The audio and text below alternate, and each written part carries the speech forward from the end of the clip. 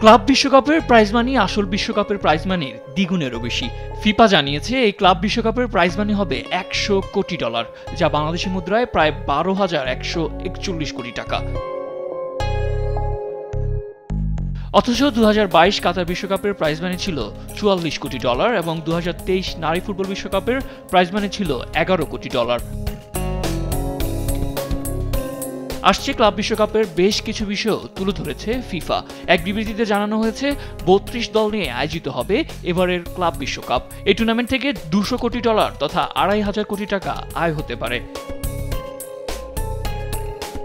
Tournament থেকে আয় করা অর্থ না রাখার সিদ্ধান্তের কথাও জানিয়েছে বিশ্ব ফুটবলের নিয়ন্ত্রক সংস্থা। পুরোটাই অংশগ্রহণকারী ক্লাবগুলোর মধ্যে বিতরণ করা হবে। ক্লাবগুলোকে পারফরম্যান্সের ভিত্তিতে এই প্রাইজ মানি দেওয়া হবে।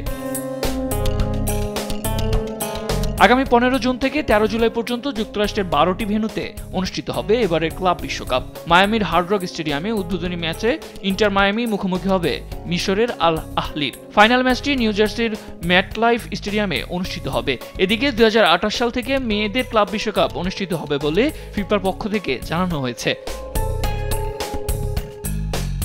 সাদ আহমেদ, স্পোর্টস ডেস্ক, দেশ টিভি।